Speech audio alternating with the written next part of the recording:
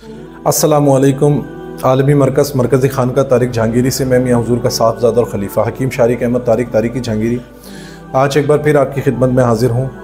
आज का जो हमारा टॉपिक है वो एक भाई ने हमसे सवाल किया है कि भाई तौबा, हम किसी गुनाह, हमसे सरज़द होता है कोई गुनाह और फिर हम उसकी तौबा कर लेते हैं, तो लेकिन फिर हमारा दिल उस तरफ माइल होता है और हम फिर उस गुनाह की तरफ बढ़ते हैं और फिर हमें शैतान बहकाता है। इसके लिए कोई ख़ास वजीफ़ा, कोई अमल, कोई तरीका हो जिसके करने से इन सारी चीज़ों से बचा जा सके। देखें, सबसे पहली बात तो ये है कि तौबा वो होती है जो आप दिल से अपने गुनाह को तस्लीम करके अल्लाह के हुजूर पेश होते हैं और अल्लाह रब्बुल इज़्ज़त से उस गुनाह की तलाफ़ी, उस गुनाह की माफ़ी मांगते हैं।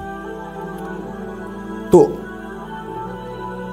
सबसे बड़ी कामयाबी तो अल्हम्दुलिल्लाह यही है कि हम अगर किसी गुनाह में पड़ते हैं या हमसे कोई गुनाह सरज़द हो जाता है और उसके बाद अल्लाह रब्बुल इज़्ज़त हमारे दिल में नदामत पैदा कर देता है और हमें इतनी हिदायत दे देता है कि हमें ये एहसास हो जाता है कि हमसे ये गुनाह हो गया, अब हम इसकी माफ़ी मांग लें।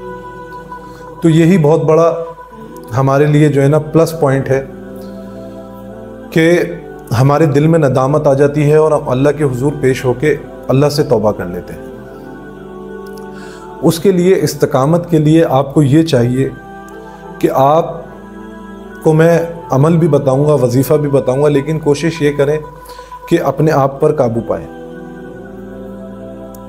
कि गुनाह ज़रूरी नहीं है कि नजासत में पड़ने से या फ़हाशी में पड़ने से ही गुनाह सरज़द होता है।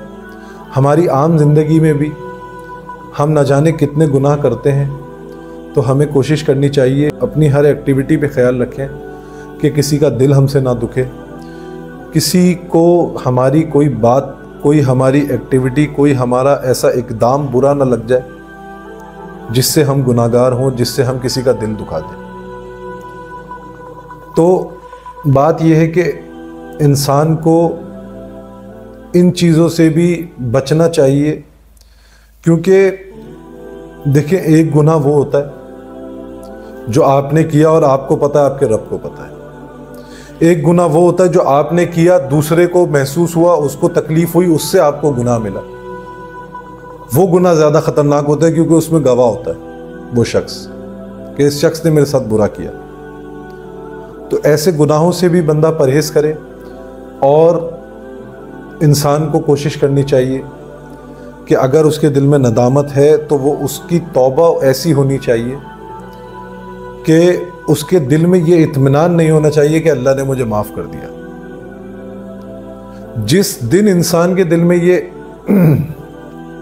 इत्मीनान आ जाता है कि अल्लाह ने मुझे माफ़ कर दिया, फिर कोई गुनाह सरज़द हो जाता है। आपने सारी ज़िंदगी उस गुनाह की माफ़ी मांगनी। अल्लाह रब्बुल इज़्ज़त की ज़ात गफ़ूर और रहीम है कि वो कब माफ़ कर दे, लेकिन आपको और हमें नहीं पता कि वो कब माफ़ कर दे। तो अगर हमसे कोई ऐसा गुनाह सरज़द होता है तो हमें उसकी माफ़ी मांगते रहना चाहिए और इससे बचने के लिए बुरी ख्वाहिशात दिल में ना आए, बुरे वसवसे दिल में ना आए, बुरे ख़यालात दिल में ना आए। इसका बेहतरीन तरीका ये है कि सुबह फजर की नमाज के बाद आपने सूरह फातिहा की एक तस्बीह पढ़नी है और सूरह फातिहा में आयत नंबर 5 इहदिनस सिरातल मुस्तकीम की सात मरतबा तकरार करनी है हर मरतबा।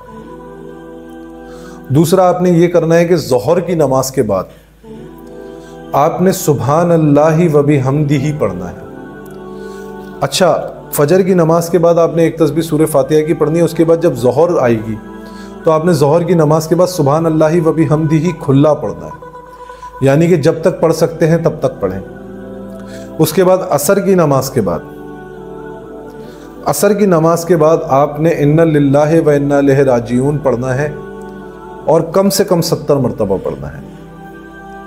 उसके बाद आपने मगरिब की नमाज के बाद आपने दुरूद शरीफ पढ़ना है और दुरूद शरीफ भी आपने खुला पढ़ना है, कसरत से पढ़ना है।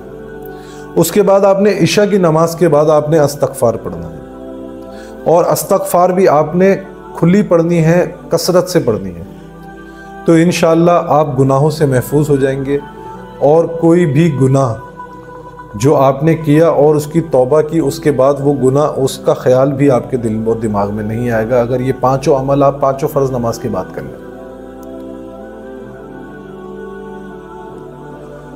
اسی طریقے کے اگر آپ لوگ ہم سے اپنی پریشانیوں کا حل جاننا چاہتے ہیں، یا کوئی ایسے آپ کے پاس ٹاپکس ہیں جن پہ ہم بات کریں، آپ یہ چاہتے ہیں، تو آپ ہم سے وہ ٹاپک ڈسکس کر سکتے ہیں۔ اپنی دعاؤں میں مجھے یاد رکھیں۔ جزاک اللہ خیر۔ السلام علیکم ورحمۃ اللہ۔